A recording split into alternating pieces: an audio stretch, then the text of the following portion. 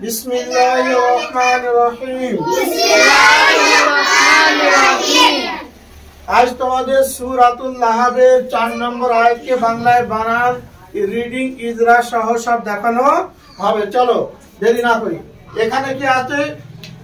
আয়াতের শুরুতেই ওয়াও আছে, আর এই ওয়াও এর আগের যে আয়াত আছে সে আয়াতের শেষে বাতে কি আছে? দুজের আছে, তানবির।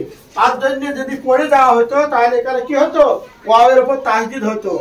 আর যদি পড়ে একসাথে পড়ে না দেওয়া হয় তাহলে ওয়াও এর উপর তাসদিদ হবে না। সেখানে কি আছে? মা কাসাব আছে, আর পড়ে গেলে কাসাবিউ আমরাতু হতো। চলো শুরু করা যাক। ওয়াও জবর ওয়া জবর ওয়া, আর আলিফের পরে মিম সাকিন, তাহলে আলিফটাই কিছু নেই, কোনো হারাকাত জবর জের পেশ কিছু নেই, সাকিন তাসদিদ কিছু না থাকার জন্য আলিফটা লেখা হয়েছে, পড়া হবে না, এটা নকল আলিফ, মিম ধরা পড়বে। তাহলে ওয়াম, র জবর র, আর অম র, হামজা জবর আ, অমরা আ, আর তা পেশ তয় হসু, আতু, আর হা উল্টা পেশ হু, উল্টা পেশে একালিফ টান, তাহলে ওয়াম র আতু হু।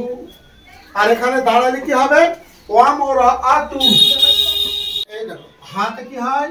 হ জবরে আকার, মিমে তাসদিদ, তাই দুটো মিম লেখো।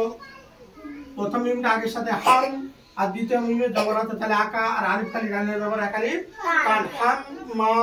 এবার মিম তাসদিদ কি হয়? ওয়াজিব গুন্না নাকে, হাম মা। লামে কি হয়? ল, আর জবরে আকা, তাতে ত জবরে আকা।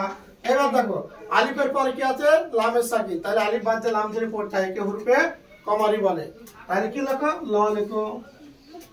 তাহলে হাম্মালাতাল, আর হাতে হ জবরে আকা, ততে তয় বয়ে আকা হয় না, হা প, আর বাতে ব, আর দাঁড়ান কি হবে? সাকিন হবে, আকা উচ্চারণ হবে না। তাহলে কি হবে? হা ত। এবার দেখি না, ওয়ামরাআতুহু হাম্মালাতাল হাতাব। বুঝে আসছে?